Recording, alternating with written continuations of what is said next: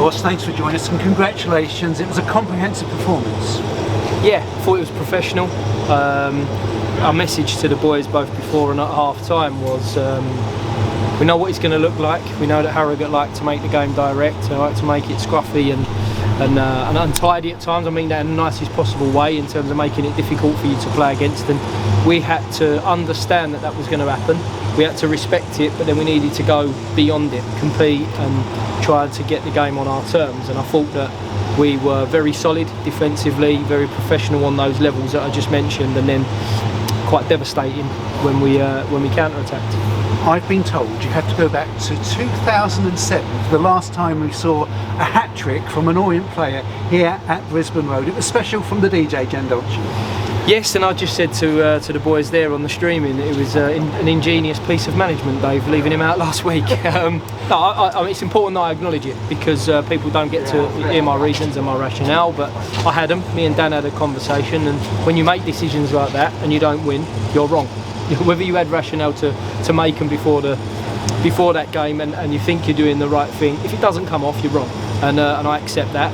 And Danny understood why, and he was disappointed, and he's come out today and he's done exactly what you would hope a striker would do, or any player would do, in terms of showing what he's all about. So he's our top goal scorer. I don't think I would have forgiven myself had I put him out last week with a grey area in mind and he got injured. And then at the same time, it was important to give other people opportunities. But his actually today is unbelievable. I mean, the first the first one he sort of almost waits and slides it in the corner, which has become a bit of a Danny Johnson finish.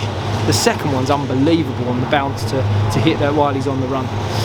And I'm delighted that after some work on the training ground this week, we scored from a set piece. So happy on the whole, but certainly for Danny.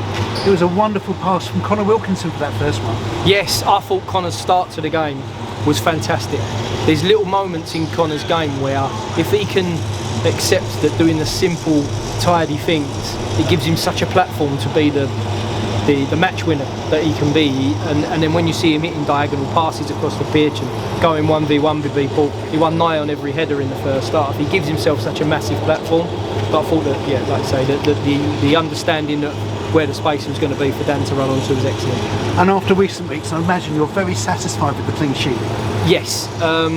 I just sort of mentioned to the lads in there that we can't get carried away, because obviously this game has a knack of catching you by surprise. You know, when we felt like we weren't great for a little while, we went on a 4-game run of good results, and then just as much as that happened, click of your fingers, we've had a dodgy couple of weeks. So we need to keep some perspective on it. But we've had a real opportunity to get the boys some rest and some recuperation this week without a midweek fixture, and we've worked a hell of a lot on some certain elements of our game, and it's a real delight to see us keep a clean sheet today.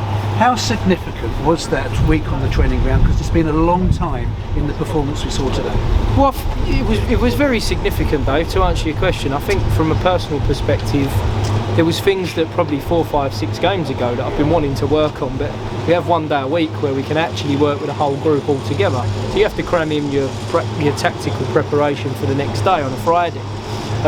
So there's been things that we really felt that we needed to address, and you can only do them live out there where you stage them on the training ground. So that was immense in terms of being able to do that, and also to be able to enjoy the environment. You know, not that you don't enjoy games and you don't enjoy winning and losing, but it just reduced the pressure for everyone for a week, gave everyone a chance to breathe. We didn't have to travel, we didn't have to get home late, get up, come early in the morning, all things that people do in normal life every day.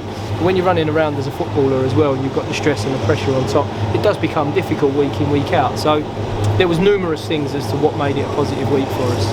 But there is another game midweek, and it's at home, Bradford City.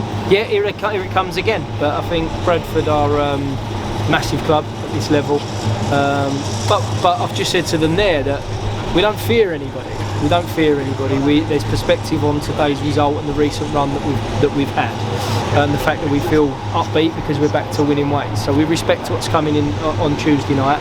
We need to be relentless in our preparation for that game, but it's certainly a game that we're going to come here expecting and hoping to win. So looking forward to it, well prepared, going into it, excited about the fact that we can go into it off the back of a comfortable win today. And could some of the absentees, the likes of Craig Clay and Leanne Goal and Norsa Turia, could they be in contention for Tuesday? So go through them all. Juddy's back training. I think I said to you the other day that Juddy's back. We just got to get him physically prepared to play a game now, and that'll come from training. Craig Clay's done some extensive running today. We have to see how he responds to that with regards to training Monday. Liango, I fully expect to train Monday. I'd be very surprised if he's eligible for Tuesday, and I would also put Liango Ruel Sotirio in that category as well. So we should see them all back amongst the group next week. Whether they're quite ready to go Tuesday, I'm not quite convinced. After that hat-trick, Ross, finally for me, can I ask about Dan Johnson's contract? Is that something that the club are looking at? Yes, there's a number of players or a few players that have been approached, I know, in the last couple of weeks about potential contracts. I would like to think that those would be, all of them, the ones that have been approached would be certainly in progress soon. I'm sure that those will be followed up and made sure that we can try to get a few people signed and prepared, because we have to be fully aware of the fact that throughout this summer and lockdown we had a settled squad and not a huge turnover of players. There's every likelihood that by the time the summer comes around that's going to happen to a number of different people at this club, both players and staff. So I think it's very important that as we start to work our way through the season, we see the players that are going to be here for the longer term secured, and knowing that we've got them, and then we can build the squad around that.